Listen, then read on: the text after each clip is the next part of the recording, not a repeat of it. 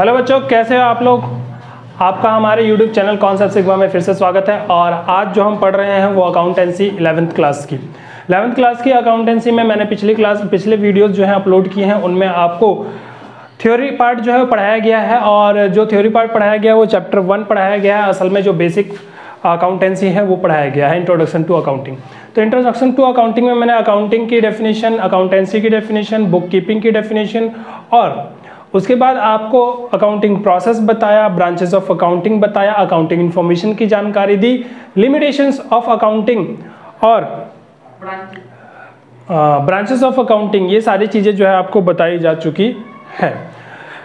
अब मैं आज जो पढ़ाने वाला हूँ, आज थ्योरी पार्ट ही होगा। ये पहला चैप्टर का ही थ्योरी पार्ट, जो थोड़ा सा आगे बढ़ के पढ़ेंगे वो है अकाउंटिंग इंफॉर्मेशन की क्वालिटेटिव कैरेक्टरिस्टिक्स। क्वालिटेटिव कैरेक्टरिस्टिक्स का मतलब कि इनकी जो गुणात्मक विशेषता है, इनकी क्वालिटी कैसी होती है अकाउंटिंग इंफॉर्मेशन की, वो यानी यदि आपको अकाउंटिंग इंफॉर्मेशन कहीं से मिलती है तो अकाउंटिंग इंफॉर्मेशन किस प्रकार से का होना चाहिए, उसके अंदर कौन कौन सी खासियत होनी चाहिए, ठीक है, तब वो accounting information better accounting information कहलाएगा।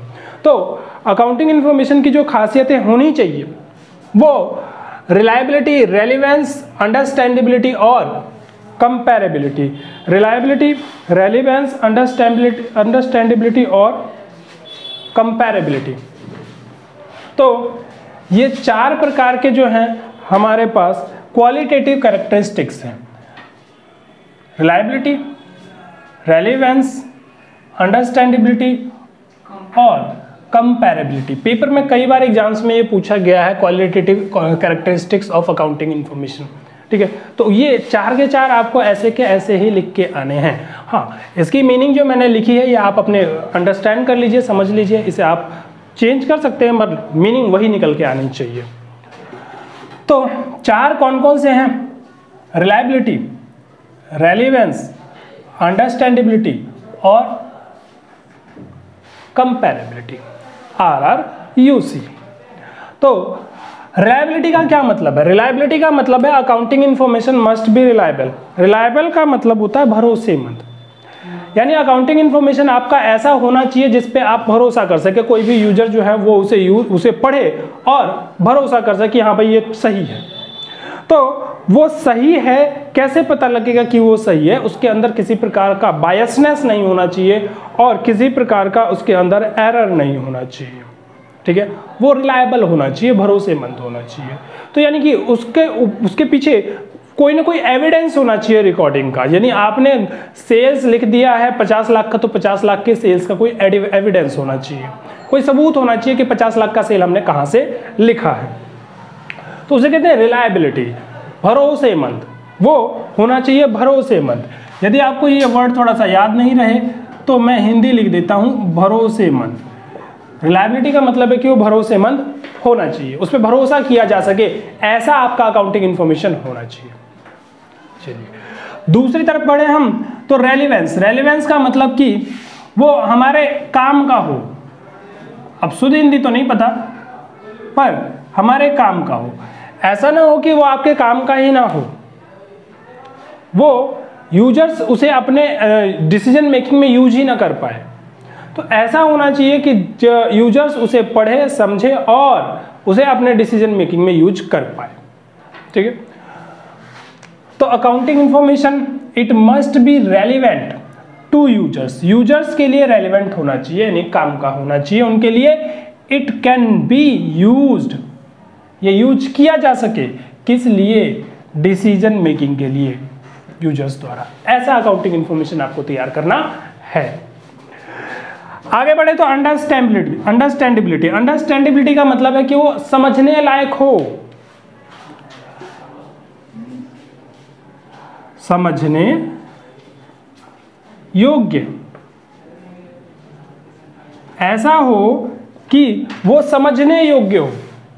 अंडरस्टैंडेबिलिटी होनी चाहिए उसके अंदर। जो अकाउंटिंग इंफॉर्मेशन आपके सामने पड़ा है वो समझ में आए, पढ़ के समझ में आए, लगे कि हाँ भाई मैं इसमें लिखी हुई चीज़ मुझे समझ में आ रही है कि ये इतना प्रॉफिट हो रहा है, इतना लॉस हो रहा है। यदि आपको समझ में ही ना आए तो फिर वो अकाउंटिंग इंफॉर्मेशन किसी काम का नहीं है। अंडरस्टैंडेबिलिटी के बाद मैं इसे पढ़ दूं, information provided in the financial statement must be understandable.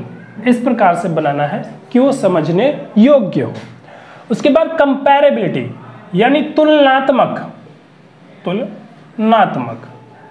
जिसका तुलना किया जा सके, कंपेयर किया जा सके किसी दूसरे इंफॉर्मेशन से। मतलब मान के चलो मैं एक इन्वेस्टर हूं, मैं पैसा इन्वेस्ट करना चाहता हूं, तो यदि मैं पैसा इन्वेस्ट करना चाहता हूं किसी कंपनी में, तो मैं उस कंपनी का जो फाइनेंशियल स्टेटमेंट है वो चेक करूंगा और उस कंपनी के फाइनेंशियल स्टेटमेंट को किसी दूसरे कंपनी के फाइनेंशियल स्टेटमेंट से मिलाऊंगा। यदि मुझे दोनों में से जो ज्यादा प्रॉफिटेबल लगेगा मैं उसमें इन्वेस्ट करूंगा ना, जिससे मुझे ज्यादा रिटर्न मिलने की उम्मीद होगी, मैं वहां इन्वेस्ट करूंगा। तो कंपेयर करने लायक होना चाहिए दोनों का फाइनेंशियल स्टेटमेंट। इसका फाइनेंशियल स्टेटमेंट दूसरे के फाइनेंशियल स्टेटमेंट से कंपेयर करने लायक होना चाहिए। तो कैसे कंपेयर करने लायक होगा? कंपेयर करने लायक तब होगा जब ए कंपनी और बी कंपनी दोनों एक ही फॉर्मेट में अपने फाइनेंशियल स्टेटमेंट बनाती होगी। यदि ए कंपनी का फॉर्मेट अलग होगा और बी कंपनी का फॉर्मेट अलग होगा तो आप दोनों को कंपेयर नहीं कर पाएंगे। ठीक है, तो इसलिए दोनों को कंपेयर करने के लिए दोनों का फॉर्मेट, दोनों के रूल्स, दोनों के रेगुलेशंस, दोनों के प्रिंसिपल्स, दोनों के कॉन्सेप्ट एक जैसे होने चाहिए, तभी जाके आप कंपेयर कर पाएंगे, अदरवाइज आप कंपेयर नहीं कर पाएंगे। तो user must be able to compare financial information